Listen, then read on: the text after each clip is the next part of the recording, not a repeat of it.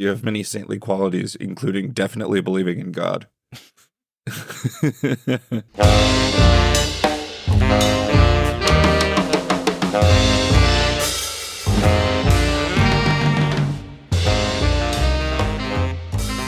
Hello, and welcome to Expected Own Goals. Orlando's won the Shield. What next?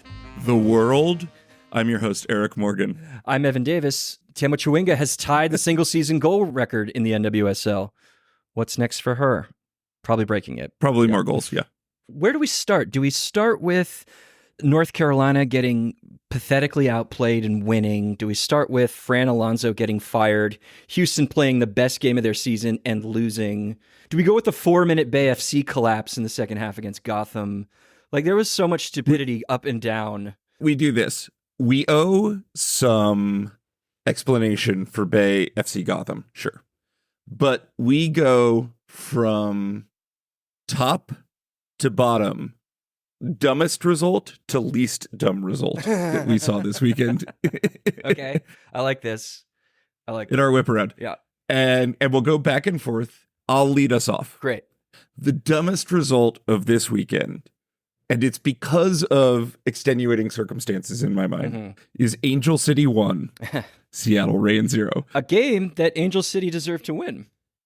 A game that Angel City deserved to win 1-0.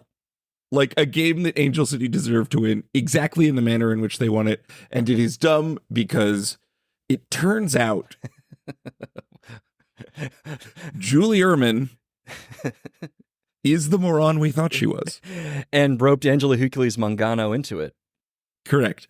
So Angel City, who get this totally deserved normal victory against, I don't know, a not good Reign team who are already on the golf course if they golf, who have long since given up on this season, it appears. Angel City go and fight for their lives after having their lives effectively zeroed out in terms of playoff odds. Evan, what happened with Angel City? Remember when we said we were going to have to discuss them again? Yeah, they never give us that satisfaction. Okay, where do we start here? Because this is the dumbest result of the weekend, even though it's not the dumbest game. It has nothing to do with what happened on the field. Okay, so on Thursday afternoon, early Thursday evening on the East Coast, the NWSL announced that it had fined Angel City FC $200,000, which is the maximum allowable amount to fine a team for what we're about to describe. And they suspended Julie Ehrman, co-founder, president of the team, and the GM, Angela Hercules Mangano, until the end of the year from being involved in any and all player transactions because they, for a 4-week period earlier in the year, is not specified any further than that for about 4 weeks, Angel City FC was $50,000 over the salary cap and did not disclose this information. And if you want to read between the lines, it seems like they actively tried to hide it from the league. And so the league brought the hammer down. And the one thing that I'm not mentioning is also that they got 3 points deducted, which means that if that had not occurred, they would be sitting on 25 points after beating Seattle and would have, according to Trevor Larner's ELO model, maybe about a 17 to 20% chance of making the playoffs, which is not high, but it's not nothing. That number now sits at 3% because they've only got 22 points with 3 games to go. We have very little information beyond what I have just laid out for you. We do not know which players were affected by this $50,000 overage, which was created by 5 players basically being given side deals beyond their stated contracts that are filed with the league to enhance their compensation, which is outside the rules and regulations of how to operate a roster in the NWSL, and then, of course, also sent them over the limit for a period of time. We don't know who those players are. We don't know the exact 4-week period where this occurred. And we don't know what the ultimate result is going to be. Like, is this the final straw that gets Angela Hucles-Mangano fired? Is this the piece of leverage that Willow Bay can use to try and get Julie Ehrman to sell her shares and get her out of the team altogether? All of that remains to be seen, but I spent a good 45 to 60 minutes laughing my ass off when this news broke. Because, of course, this happened every time we've ever talked about this team. We talk about how much money they're probably spending on player salaries. And it turns out they're spending more than they were allowed to be spending. There's one small detail from the NWSL's release that says this overage related to contracts from 2023. Don't really know what that means. And also how contracts from 23 affect the salary cap for 24, because again, we don't know what escalators and bonuses and, changing AAVs based on which year you are in your contract, all that stuff we don't know. The Friday night massacre of getting Paige Nielsen and Amandine Henry out the door does feel quite obvious. But again, we don't know what, all the ins and the outs and the what have yous. All we know is Julie Ehrman is doing something, by the way, that according to Jeff Kassouf's reporting from his GM survey in his ESPN a few weeks ago, it seems like a lot of teams in the league are doing, and they're not getting caught. And now the league is going to be opening league-wide audits on every single team to see who is potentially greasing the wheels to get players to take under-market deals by paying them on the side without it counting toward the cap. I mean, Gotham seems like a leading candidate to potentially get hit with that. The Washington Spirit seemed like a leading candidate to get hit with that. The internal survey showed that 11 of 14 teams believe that teams are violating the salary cap rules. Yep. 2 teams, they refused to answer. They took the pass. They abstained. And one team's like, no, the rules are totally fine, and I'm sure everyone's playing by them. Yeah, and I just listed 3 teams. Yeah. So, do you think this punishment was too harsh? Do you think it was too lenient? Or do you think it was just right? At times, I think it's too lenient. I think it's probably just right. I think you've got a club president and a club GM who are going to be hard to employ in the future. This seems like a really big mistake. If we want to use the word mistake here, it's a boo-boo financially. I also think that everyone sort of agreed to play by a set of rules, and if you break those kinds of rules, you deserve to be outed and punished. With regard to Willow Bay, again, we don't have any confirmation of this, but there is speculation that I think might be legitimate that the reason that Angel City might be the first domino to fall in this, in the reason why it's Julie Ehrman's particular level of incompetence that got them caught so egregiously in the first place, is that they may have had to report these side deals during the due diligence process of selling the team. We don't know if that's true or not, but it feels quite logical that could be the reason that this all came to light at the time that it did, which is also hilarious. Like you have your incompetence in your self-aggrandizement isolated the money guy inside your organization, who then ultimately forced a sale.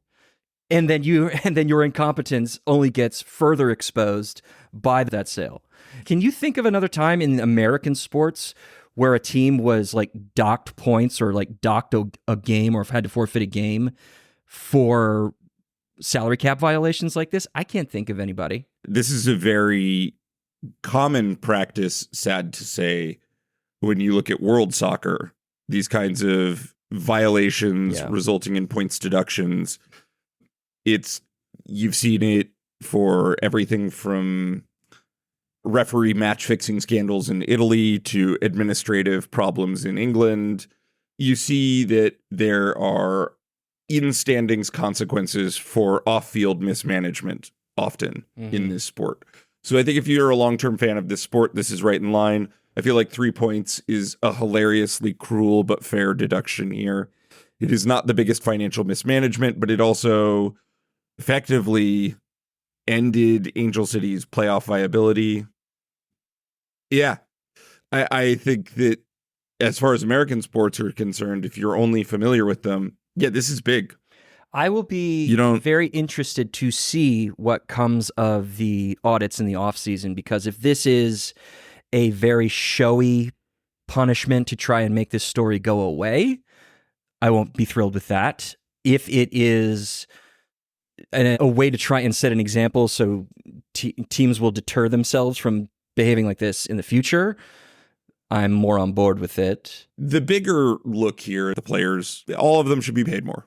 Sure. The salary cap is artificially low, and for a club like Angel City, who just rake in the money, it seems like a pity that more of it isn't going to the players. That said, I am fine with taking figures who have leadership roles in front offices of teams and seeing them publicly outed and banned for actions like this. Some of them sign deals that are better than the league would allow to, for a period apparently of only 4 weeks, play for Angel City. I'm not saying that they are or they aren't, but let's just say, for the purposes of this discussion, let's say that Gotham might be one of these teams who has been doing side deals to get their free agents in. They gave Crystal Dunn's husband a job. Exactly. Like, it's just there. Let's just say it. If you use Gotham in this hypothetical I'm about to lay out, Angel City feels like the Mets and Gotham feels like the Astros.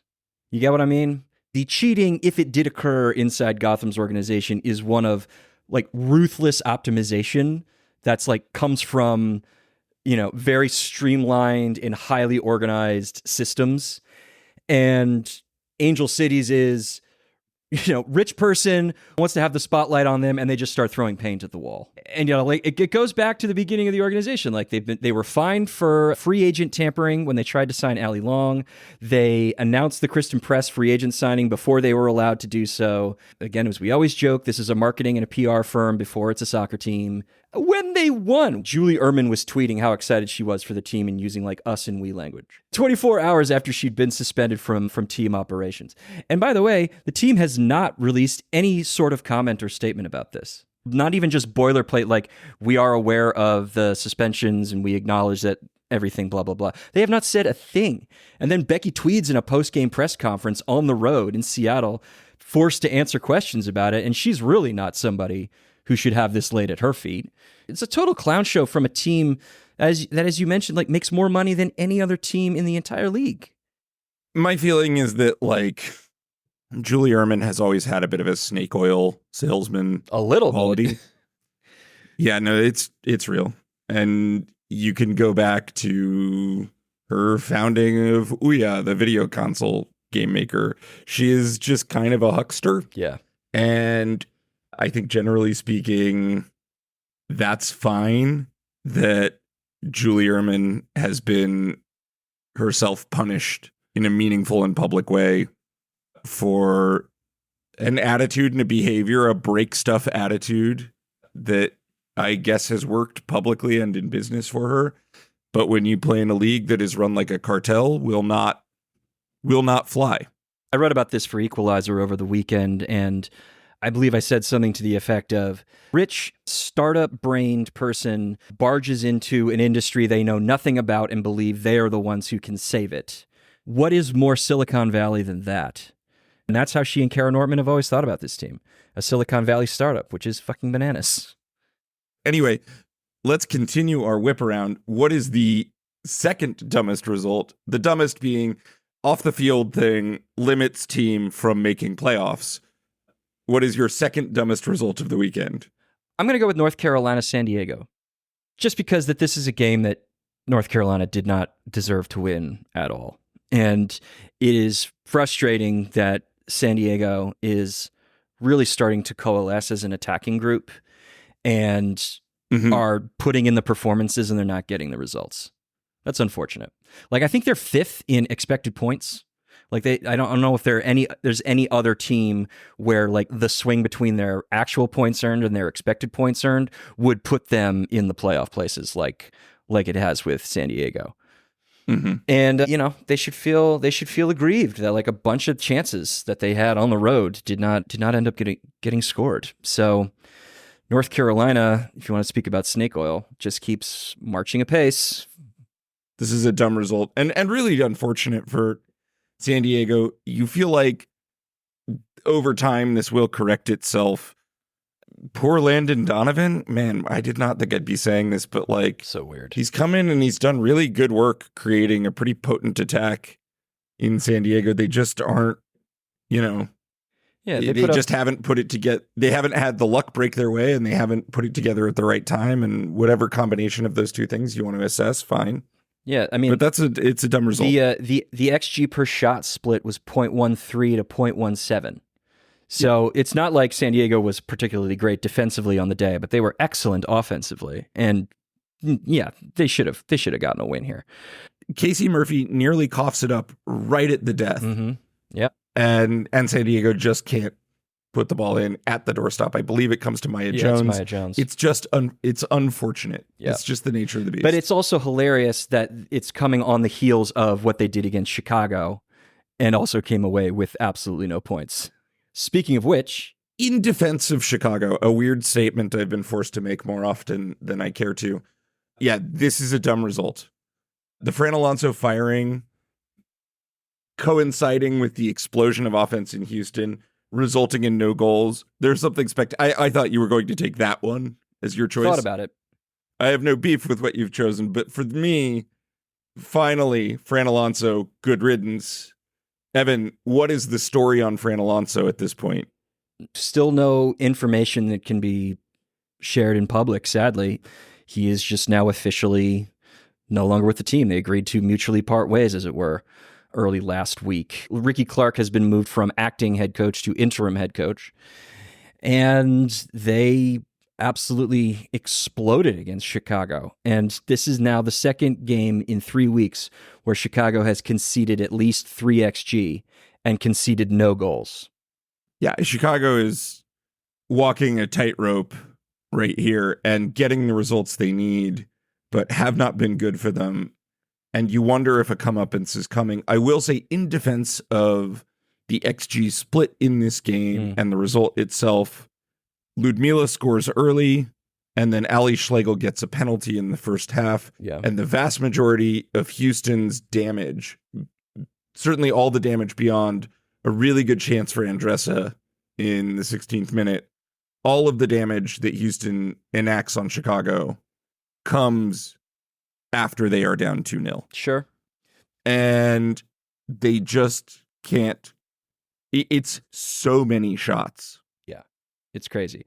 Yes, it's absolutely true that they put up the majority of their offense after they were chasing a couple of goals, and Chicago loves nothing more than to sit deep in the box and block shots. But I don't know. I think we're just at like Chicago just can't keep getting away with this. They really can't. But you were gonna say that essentially. Well, with regard to game state, yes. I can't remember who. Somebody else mentioned that this was a pretty game state influence flow, arc, narrative, if you will. Mm-hmm. And that's true. That's absolutely true, as you say. But not every team puts up 2.5 XG in a half right. when they're down a couple of goals. Like, you still got to do that. If Chicago's playing a lot of bend, don't break defense, man, like, I am starting to hear some fibers snap in that branch, even though it has not completely snapped off. You concede almost 7 XG total in 2 games. Even if that's game state influenced, like, you are defending your area poorly if you're doing that. As you say, playing with fire. If you offer me a style and a strategy of play that involves a team conceding 2.5 non-penalty XG and a half, I'm not going to take it. Yeah. Like, I'm just not going to take it as a viable way to win. Earlier in the season, when Chicago was doing these things, Chicago was often limiting their opponent's XG in like valuable ways. Of late, they've been a house on fire and getting away with it. Yeah. They have been. This is not the same Chicago defense that existed with Sam Staub in it. Yeah. This Chicago defense is leaky, it is porous, and it is lucky. Yeah. And yeah, at some point, the dam will open. Yeah. It's not like they're giving up 3 XG to Kansas City and Orlando. They give up 3 XG to 2 non-playoff teams. Exactly. One who maybe should be a playoff team, the other who almost certainly should be the worst team in the league and kind of are. That's right. Yeah. It has to be Gotham Bay FC for our next choice. Yeah. This is a game that could have gone any number of ways. And frankly, Until it was really went one way. until it really flipped. And you know what? Sometimes these things happen. This is not Bay necessarily being bad. This is Bay being bad and like on a poker tilt, losing a series of hands real quickly. Yeah. They give up a bad penalty. Asisata Schwala gives up a bad penalty on a handball to Jenna Neiswanger. It's inevitable. Neiswanger slots it home. Oshwala comes back on a brilliant run from Gundananji and levels. And up until this game bursts open, it's pretty well poised. I think it's pretty even. Yeah. And you could even say that, like, with Tess Bodie's chance in the 37th, Bay actually has the better of the game. Yeah. Dorian Bailey misses, I think, sitter. probably an underrated XG shot in the 67th. Side note, I've seen a couple people complaining about Dorian Bailey's finishing. She's a number 8. You should not expect her to be Sam Kerr levels of clinical. If she's crashing the box and like finds herself in a good area, then you hit and hope. But it's absurd to try and say that like that is in any way somehow a failing of her abilities. Like she's a central mid. Get over it. Anyway, Sure. Sorry. No, I mean, like, that's what it is. Dorian Bailey misses a relatively big chance in the box in the 68th, and then essentially the dam breaks. Yeah, it's a series of misplaced passes out of the back combined with Esther kind of like springing Gotham's press to life, and the game's gone in a matter of 4 minutes. Yeah, this is a game where Bay have a series of like calamitous individual errors and blown assignments, and every single one of them is punished. You just have this little pocket of time where October Bay FC looks like April Bay FC, but it's just with their better lineup now. And it's very unfortunate. And it's also funny because we just were praising their defense last week. Yeah, but also like teams have bad games. Yeah, sure. Maybe Bay's been a little bit overperforming and the XG is giving it back. This is still a net positive team since the Olympics. Yeah. Like in terms of overall performances. And frankly, they created a lot in this game. It's just unfortunate when you give up exactly the goals. I mean, the goals that they conceded were from 4 yards out, 6 yards out, 3 yards out, and 6 yards out. Yeah. Yeah. They are on crosses and second phases of corner kicks. Yeah. It looks like a lot of miscommunications between Kemper and Menges. Like Menges, I felt was like really getting stretched and pulled out of position a lot during that little period. And I think anybody who's played this sport or plays the sport understands that like sometimes that delicate house of cards, it just all collapses on itself real quick. Yeah. But also this is one game, and thankfully for Bay's sake, due to other results in the league, some of which are dumb, this doesn't hurt them that much, except if it comes down to goal differential. And if it comes down to goal differential, holy hell, this game really hurt. I mean, they were already in trouble on goal differential before this game, you know. And now they're at -11. Exactly. But still, I mean, we still have their playoff chances like in the 90s.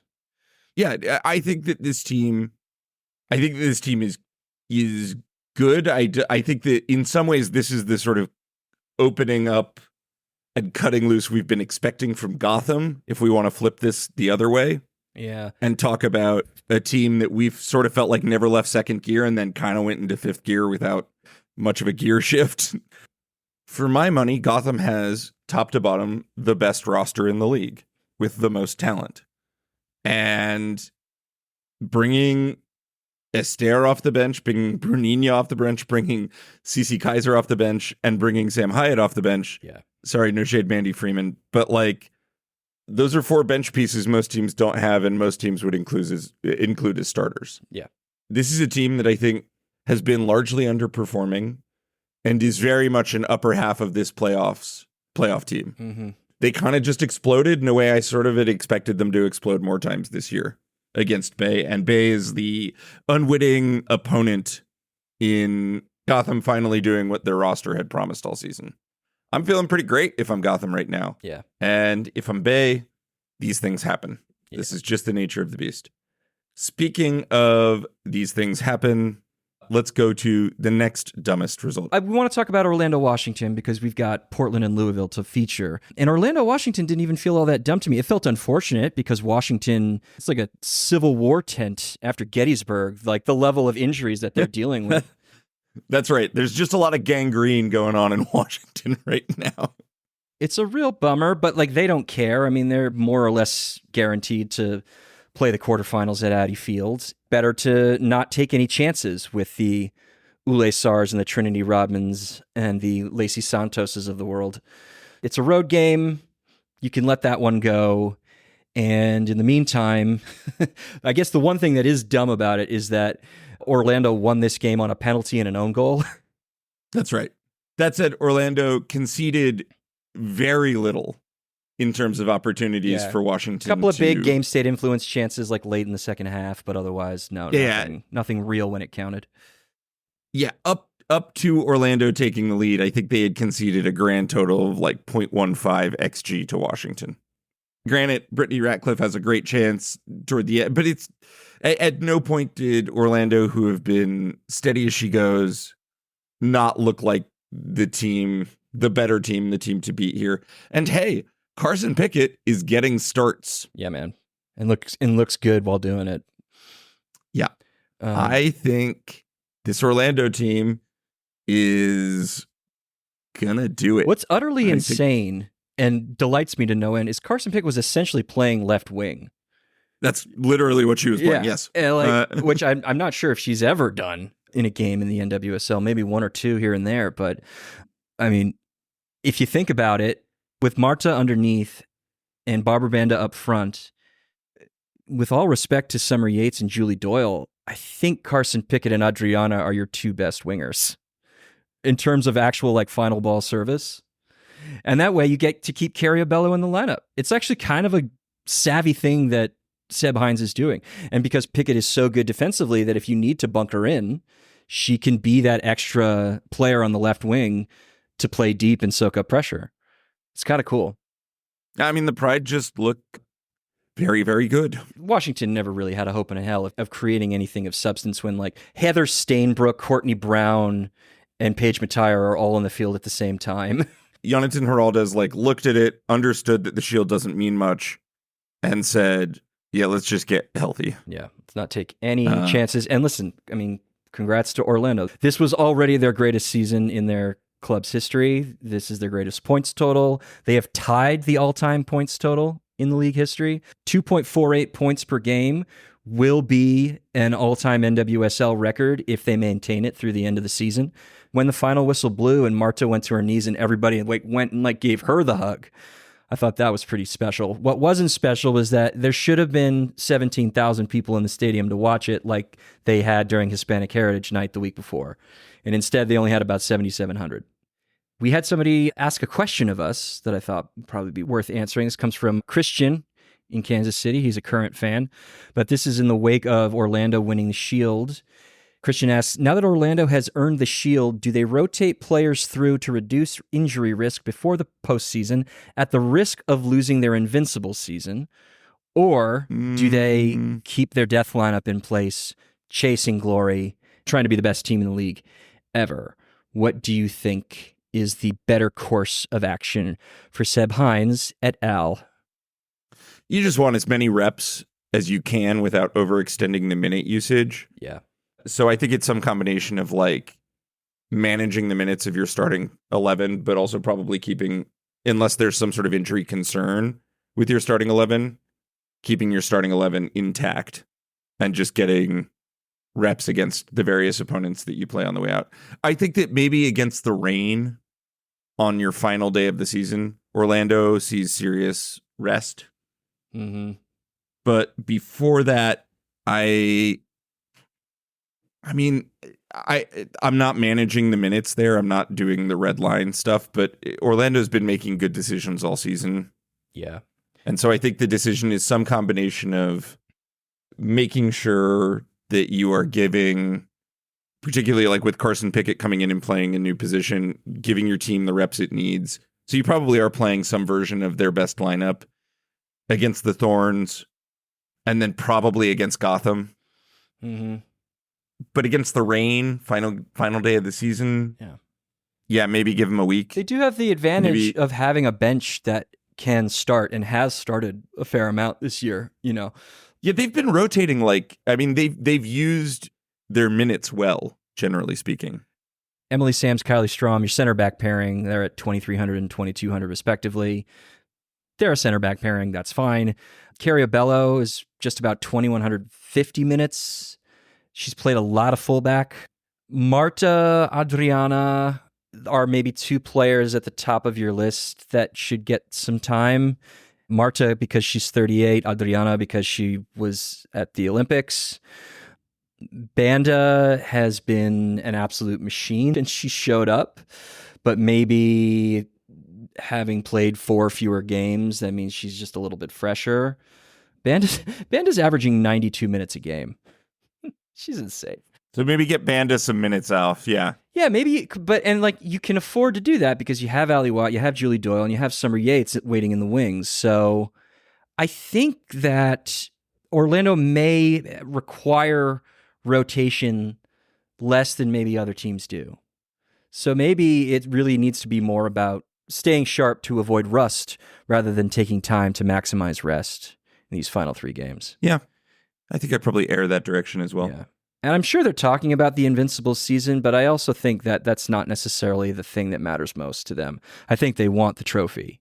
And they know that they just checked off the first big task on their way to doing that. But Invincibles or not is not going to mean anything once you get to those 3 knockout games. Yeah, that's right. So show up for the playoffs, Orlando Pride fans. Yeah, please. You really got to. You really got to. You are witnessing something special with this team. Let's go on to our 2 featured teams, both of whom took L's this weekend in slightly different manners. Both took L's at home. Who do you want to talk about first? I think the dumber L is Portland. Let's talk about Portland first. They're very thin in attack. It's been going on for a few weeks now, ever since Sophia Smith got injured. Even getting Morgan Weaver back, they are shorthanded. And also Raylan Turner's injured, so you can't even go to the bench to grab her. They're a defensive joke. That's right. Mackenzie Arnold is hurt, so Shelby Hogan is back. That's not a good thing. And where I can really paint this picture clearly is it was Hannah Betford's chance in the 9th minute, I think. 9th, 10th minute. 10th, yeah. A chance that started so quickly that Ion wasn't even out of replay yet from the corner kick a few seconds before to show you the entire counterattack. But Bedford had a nice look at a fairly open net. This is the telling moment. It's hard to notice because, again, Ion is coming right out of a replay. But if you go back and you watch it again, right after the graphic wipes from your screen, if you're looking sort of middle right, you will see Becky Sauerbrunn and Isabella Obeys running to get back into the box, with Bedford sort of lurking on the shoulder.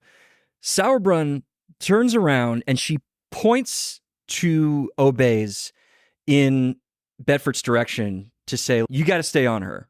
Mark her. She's your responsibility. Because Sauerbrunn has to pay attention to the other flank. But Obeys continues to ball watch and does not pick up Bedford at all. And so Bedford is able to get free and make the center back splitting run to head the ball over the bar because Obeys is just not paying attention. And Sauerbrunn checks her shoulder a split second too late to pull off and try to take care of Bedford herself. And after the ball goes over the bar, you can also see Sauerbrunn just stand up and just drill daggers into Obeys' soul with her eyes. Basically be like, dude, you had one job on that play. And that is Portland's defense in a nutshell since coming back from the Olympics.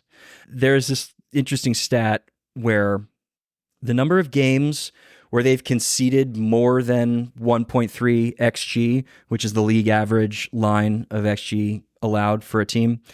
The percentage of games where they conceded more than 1.3 XG before the Olympics was 44%, higher than you'd like, but it was manageable, and they were in 5th place, and they were playing like a 5th place team. Since the Olympics, they've conceded at least 1.3 XG in 71% of their games. Even though the performances suggest that they should have gotten maybe like 6 points rather than 1, this is still an absolute collapse. It's a little strange because it's not like it's the back line that has lost personnel. Kelly Hubley's still there. Obey's is still there. Sauerbrun's still there. Mueller, Reyes. It's really baffling and frustrating. And like, this is now going to be the worst or the second worst season in Thorns history. And they're still going to make the playoffs, most likely, because Louisville keeps dropping points. It must feel maddening. Somebody mentioned that they don't know if they've ever heard Providence Park as quiet as it was during that game. Oh, God, it was so quiet. Yeah. Yeah, no, it felt like Emma Hayes in attendance. It felt probably not like the impression that Portland wanted to give. Yeah, I'm sure Sam Coffey and Olivia Moultrie were really twisting in their shorts about that fact. Yeah, I'm sure this wasn't the game Morgan Weaver wanted to have. Sure, yeah. If she wanted to make an impression, be invited in January, to ever make this national team. Yeah. Frankly, that's the easiest fixture that Portland had remaining on the list in terms of teams that they have the Pride. Good luck coming up at home. Then they go away to Louisville, and then they have Angel City at home on the final day of the season. Yeah. I projected what I think is a very conservative but honest number of points for both Portland and Louisville over the final 3 games, wherein Portland loses to Orlando, loses to Louisville, and only gets a point from Angel City, whereas Louisville gets a point from their game next week, beats Portland, and then draws their final opponent on the final day. That's sort of the only way that Louisville pips Portland to 8th place. If Portland picks up another point anywhere else, especially if it's against Louisville, if they can at least draw against Louisville, they're almost guaranteed to go to the playoffs. I mean, that's why they have an 82% playoff odds next to their name now. Which is down significantly from last week. I'm aware of that, but I also just explained, like, they could take 1 point from the next 3 games and still go to the playoffs. That's what's so fucked about this system. And what I've been expressing is concern for many weeks now is that Portland looks pretty hard pressed on a day-to-day basis, on a game-to-game basis, to get points off anyone right now. Yeah. They are not the better team in that first half against Utah when this game is level. Both teams have big chances. Sink has a big chance. Betford has a big chance that you discussed earlier. There's a great 1-2 that Morgan Weaver plays to Olivia Moultrie that results in a pretty big chance. A big chance as we think of it. What we call a quality chance, where the XG is at least 0.15 or higher. But this game is 0-0. And then Portland come out and give the ball away on their own corner is what the Betford chance is. Exactly. They concede on their own corner. And it is because Kelly Hubley is painfully slow. It's not like Hannah Betford is the fleetest of foot striker. Yeah. But Kelly Hubley is like struggling to meet Hannah Betford's pace. Hannah Betford is offside, but for the fact you cannot be offside in your own half.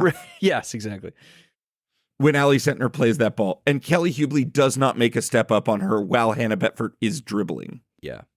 And then Shelby Hogan, who is not an ideal number 1 for any team to have in this league, gets caught in absolute no man's land. And Hannah Betford, who has been so unfortunate as far as XG goes this season, finally breaks her NWSL duck and scores an easy chip shot. But also from like 20 yards out that Hogan makes easy. Yeah, exactly. That ends as a 0.1 post-shot XG chance because Shelby Hogan decides to effectively vacate the goal. Yeah. And then you have Mina Tanaka, who scores on Shelby Hogan not able to handle a bar on a free kick off the ball, and Mina Tanaka just dives on a header in an empty net. Yeah, I mean, you see why Portland went out and got Mackenzie Arnold. Correct.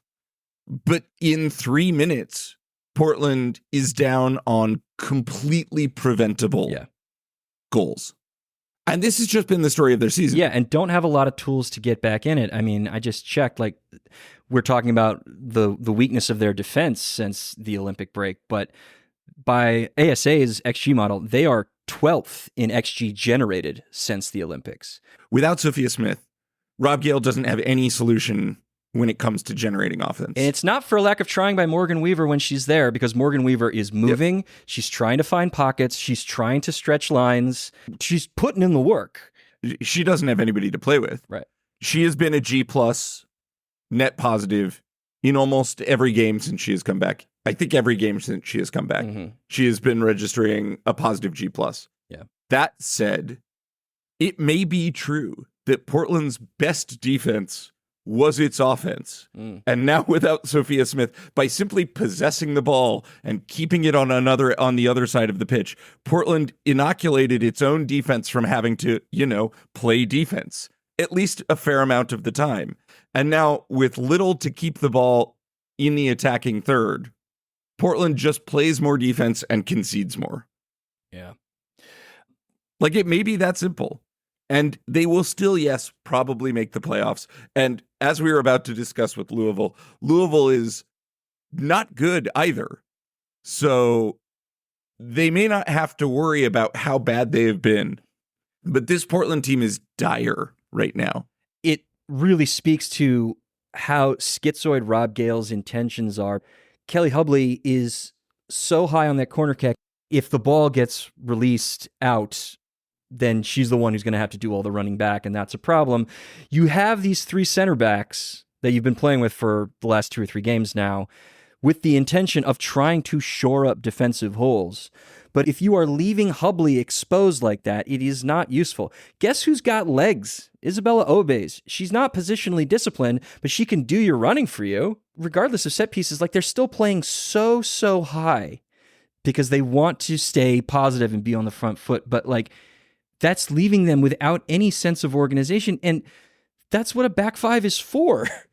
And it was created because Gale is aware of how leaky they have been recently. It's created because Gale is aware of how leaky they have been, but without any actual plan to address, other than going to a back five, how leaky they have been. Yeah. Jessie Fleming and Sam Coffey is not working, I don't think, as a central midfield pairing. I don't know if it's their fault or they are not being put into positions to succeed. But I do not think that they have been able to find any sort of midfield control. And this is a game where you would assume that they would have it in spades. I had the thought as Jessie Fleming went down for what I think was actually kind of a soft penalty. Obviously, Madison Pogarsh commits a foul, and you'd like to see that called more often, but that's often not called a penalty.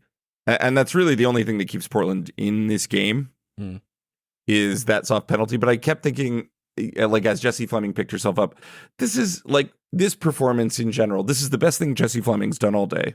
And it's taken an elbow to the back in the box. And this is probably Emma Hayes sitting and watching this is thinking, this is why I let Jessie Fleming go. This is why I let Jessie Fleming go to Portland. She has not, I think, acquitted herself all that admirably when in possession. Her dribbling and receiving scores per 96 are negative relative to other central mids. That's not what Portland bought. Moreover, Portland spent a lot of money bringing in Jessie Fleming. Exactly. To be a net negative, that is quite bad and very painful. It's another, I think at this point, if Karina LeBlanc has this job next year, I don't know what to tell you. I can't imagine that she will. I really can't. Frankly, if Rob Gale has this job next year, I don't know what to tell you. All of a sudden, we're in European men's soccer territory with interim coming in halfway through. Then he gets the permanent job 4 games later, and then he's fired by the end of the year. You don't want to keep seeing this systematically happening where you're just sacking coaches. I don't know who is doing analysis in Portland right now, but whatever they are telling Gale and LeBlanc, it's bad. It's not good information. I guess thank God that they got Alexis Banstra out of the starting lineup. That was a good start. Yeah. But almost every decision that you're seeing being made in Portland right now is at best net neutral, if not quite bad. And Jessie Fleming, I don't know if this is on Jessie Fleming or if Jessie Fleming just doesn't fit. This midfield is lacking a second player that can kind of get stuck in. That sounds cliche, but I actually think that ball winning is a huge issue for this midfield and that Sam Coffey can't do it all. Right. Yeah, and has not been super great in terms of her on-ball defensive actions anyway. Again, teams are just playing around her. She doesn't have any support, and Olivia Moultrie still kind of isn't that player. And also she is expected to be in a more advanced position regardless. So she can't be expected to shoulder so many defensive duties. And then without Hina, there's no backup. There's no break glass in case of emergency in these situations. What's just so crazy is that they were fine before the Olympic break. Like, were they like dazzling in the way that they have in past seasons? No, but they were legitimately the 5th best team in the league. You know, they earned those performances. And for whatever reason, I don't know what the answer is, they have just crumbled. And it's not just because Sophia Smith isn't there. It's a big part, but it's not the only part. Yeah. That's absolutely fair to say. Portland, Houston, and Angel City are 3 teams that, if their ownerships, some of them new, are good at their jobs, they will hire new GMs, open up the checkbook, let them run things unencumbered, and will try and create a message of like, we are open for business. And, you know, there are players on long-term contracts, or players, maybe more accurately, players with like a year and a half left on deals, where it's going to be a more fine-grained negotiation because every player has a no-trade clause built in, so you actually have to work with them if you want to move them. But these rosters, those 3 teams in particular, have rosters that really need to be overhauled and need to be reimagined for what they can do in the future. And whatever hiccups you are facing you because of the new CBA, it shouldn't matter. Like, you cannot have another season like this. They have only gotten a draw from their prior 7 fixtures coming into this. Do they deserve more points over those 7 fixtures? Yeah, they do, but they don't deserve a lot more. And the way they are playing is down to their competition, or below their competition. All right, let's move on to Louisville, who played not a particularly dumb result against the Kansas City Current and lost appropriately. It's one of those games where, like, if this had come in, like, I don't know, week 14, week 15, where Louisville was still sniffing around the playoff places, which they still are technically, and we're feeling good about how much road was ahead of them to keep battling for a playoff spot, you'd be like, tip your cap. The Current are the best team in the league. You expect to get walloped like this. Fair play. But this game is coming with now only 3 more to go, and your destiny is in your hands even less than it is with Portland's. And you needed to get something from this game. And just, you know, the Current played like the Current, and it just didn't happen. There was a lot of trouble almost immediately. You know, Temo Chewinga, right from the jump, breaks that game open. Yeah. And that's just Temo Chewinga being Temo Chewinga. She ties the all-time NWSL single-season goal-scoring record. She has one more game to beat it in the same time that Sam Kerr had to do it. Yeah. Yeah, she has one more time to beat it without the Roger Maris asterisks. Yeah. She might do that, but she just torches the Louisville defense and then coaxes Katie Lund into not quite coming out because she's gliding. She's literally gliding across the turf and just plays the ball right under Lund. It's incredible. And it's an incredible goal. It's effortless. It doesn't even look like a highlight. Yeah. Because it's such an elite play that it almost looks childish. Like she turns the entirety of Louisville's defense into children and just passes the ball underneath them. I specifically want to highlight the player whose job it was to handle Chewinga for much of the evening. And I think it's a good way to get into what Louisville struggled with and what you worry about with regard to how Bev Yanez can adapt tactically in these final games. Whether Yanez wanted this to happen or not, Chewinga created a situation where they ended up playing player for player marking all over the pitch with Kansas City. Mm-hmm. The second you get into that situation, you're dead because of the way that Debinha and DiBernardo and Cooper and Chewinga and Bia can all open you up when they have the ball at your feet. You cannot get into those situations where all of a sudden marks are getting dragged all over areas of the field. It's another piece of signature brilliance from Chewinga that when the through ball comes in, you watch how Chewinga slows down and then at the exact right moment speeds up. And then all of a sudden, it's Temwa Chewinga, who is either the fastest or the second fastest player in the league, or at least, very least in the top 5, certainly the most intelligent person in the way that she uses her pace. And maybe the fastest over 10 yards in the league in terms of just her ability to burst. Against 31-year-old Aaron Wright. Wright's not going to have a chance with that. And there's no help coming because Laura Millay is behind the play because she's dealing with the pass. And Millay isn't going to have the speed to catch Chewinga. And that just happened over and over again. And once you see that, especially when you see that in the first 4 minutes when they jump you and counter press you to death. And honestly, maybe the score should have been like 2-3-0 after 10 minutes. You need to you need to settle your team down and put some structure in place and say, like, we got to play in 2 banks of 4. We have to stay really compact between the lines and we cannot be tempted out. We have to trust each other and not be tempted out by the quality of these players. Now, there are moments when like the players are just too good and playing a highly structured, 2 banks of 4 form of defense isn't going to help you anyway because you might be giving players like Debinha or Chewinga too much time on the ball without stepping to them, and that's an issue. But something had to change. And the only times when it did was when Kansas City was like, all right, well, we fucked you up. Now we're just going to chill for, half an hour before we fuck you up again. Mm-hmm. No, I felt like this game is sort of over even before it begins with Chewinga. But it really comes down to, Emma Sears has a chance in the 13th minute, and that is the best chance that Louisville will have all game. All game. And it's a header. Yeah. It's a header from 8 out. And it's not great as the best chance that you're going to have all game. And their offense was like pretty staggeringly anemic from there on out. And the other thing, some of that is Kansas City is good and is sitting back and absorbing a fair amount of pressure.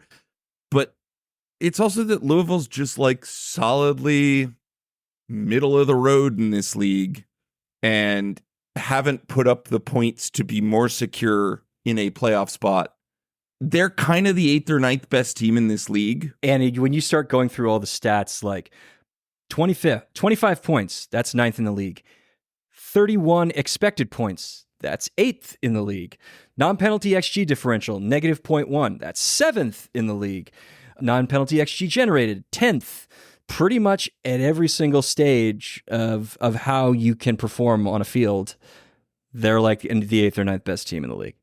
And they can't really expect more than that unless some breaks go their way. And they're not going to go their way when this is the opposition. Yeah. The other problem is like in a league where like you generate and are the 8th or 9th best team in the league. If a team like Chicago has a season like Chicago's having, you're the odd one out. Yeah.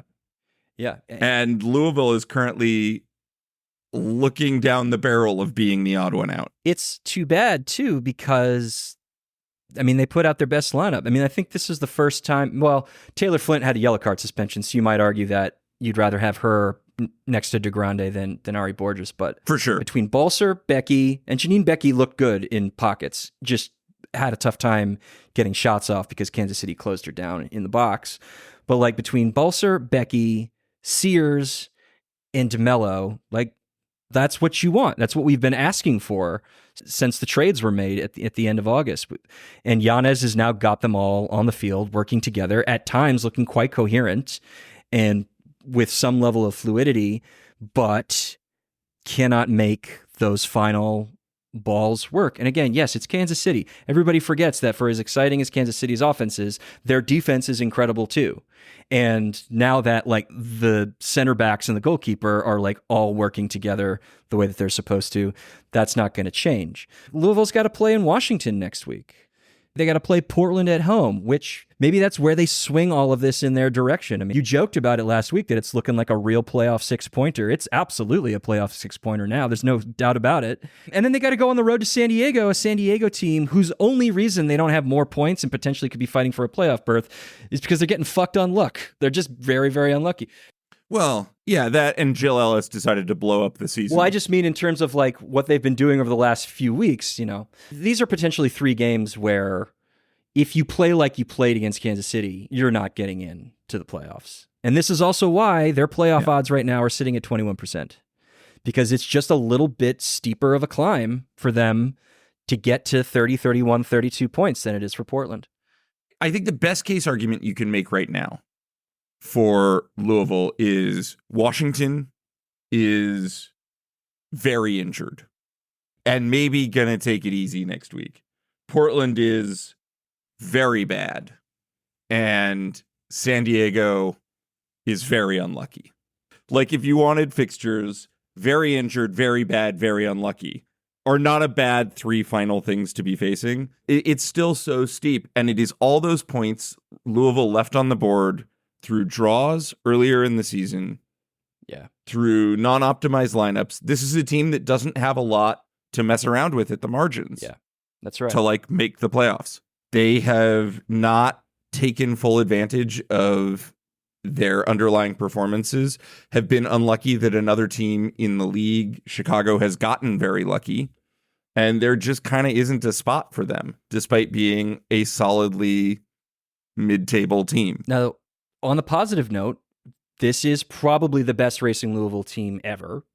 They seem to have done good business to get a roster in place for the stretch that at least gave them a chance to be in it. And so you can feel good about that. But like we talked about with Portland, I think this back line needs to be reimagined a little bit, because Lauren Millay, Aaron Wright, Abby Erceg, albeit a legend, and no more Carson Pickett to play left back means you are old and you're slow and you don't have a lot of on-ball defensive quality left in you anymore to get stuck in for a tackle.